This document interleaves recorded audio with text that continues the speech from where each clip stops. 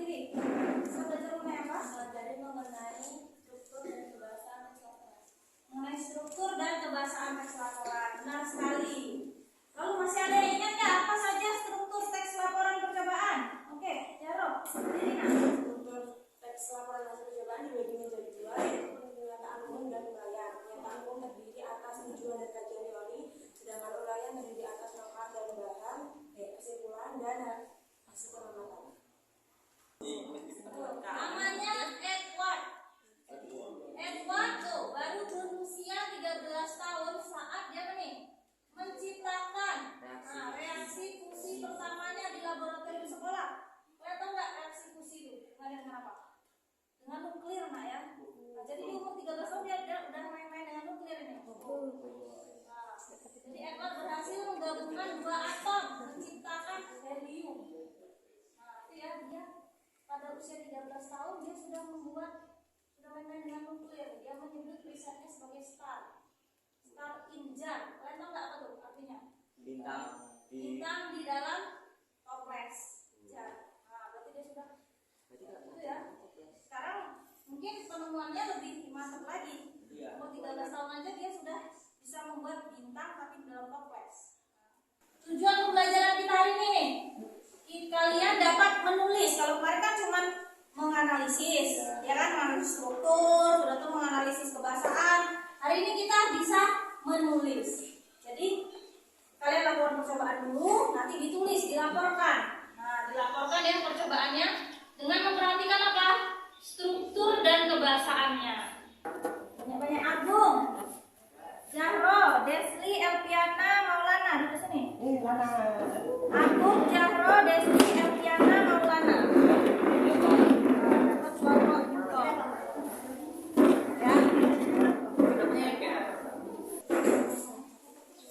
Nah, di LKPD ini ada petunjuk belajarnya. Coba kalian lihat dulu.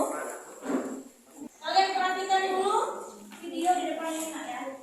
Bahas tentang uji makanan untuk karbon, glukosa, protein, dan juga lemak. Sebelum kita melakukan simulasi uji makanan, teman-teman harus tahu dulu ya, kalau tubuh kita ini memerlukan zat makanan seperti amino, glukosa, protein, dan juga lemak untuk dapat melakukan aktivitas sehari-hari. Zat makanan tersebut bisa kita peroleh dari makanan yang kita konsumsi sehari-hari. Bahan makanan yang dikonsumsi sehari-hari pada umumnya mengandung karbohidrat. Ini ada yang namanya pertanyaan mendasar. Tadi kalian sudah melihat ya video mengenai uji bahan makanan ya kan? Uji apa saja tadi? Uji protein, sudah tuh ada amino, ya kan? Terus ada tadi karbohidrat ya. Sambil melakukan percobaan apa yang kalian lakukan? Apa ya? Menulis. Menulis apa yang kalian tulis? Hasil percobaannya dari mulai apa tadi? Apa saja yang perlu ditulis kira-kira? Alat dan bahan. Boleh dari judul. Tujuan melakukan percobaan ya kan? Sudah tuh? Alat dan bahannya. Oh iya, kajian teorinya ya. Kajian teorinya. Apa lagi? Alat dan bahan, langkah-langkah. Apa itu? Hasilnya gimana gitu ya? Setelah dilakukan percobaan baru terakhir disimpulkan ya kan? Nah, apa saja tadi? Berarti dari mulai strukturnya yang harus diperhatikan. Kemudian apa lagi setelah struktur? Kaidah kebahasaannya, benar. Jadi yang perlu diperhatikan itu strukturnya biar nggak acak-acakan ya. Baru yang kedua, kaidah kebahasaannya. Jadi itu perlu diperhatikan dalam menulis teks laporan percobaan.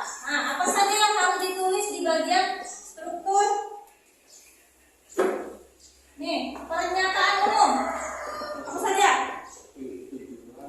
Tujuan dan kajian teori.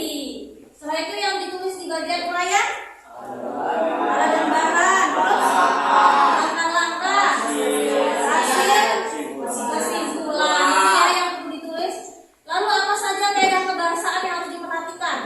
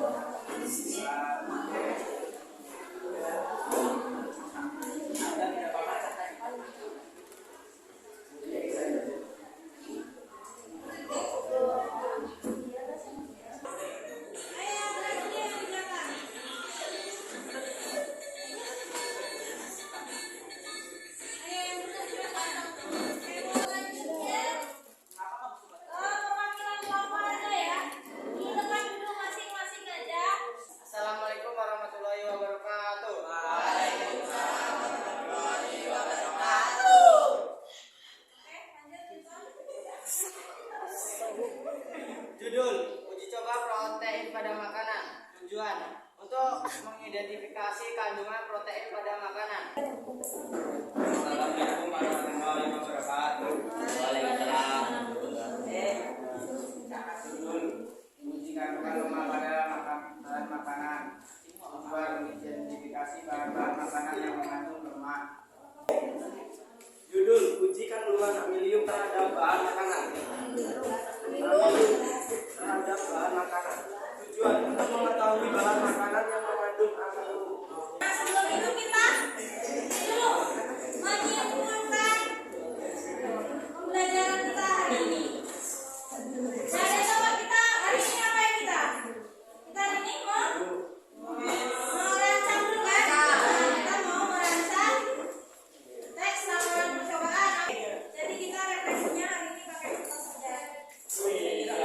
Kalian tulis pertanyaannya kan ada.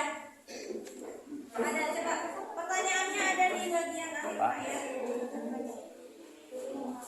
Untuk pembelajaran selanjutnya itu kita beneran menulis ya berdasarkan percobaan. Jangan lupa dibawa alat dan Sebelum menutup pelajaran hari ini, marilah kita membaca hamdalah. sudah disiapkan alat dan bahannya.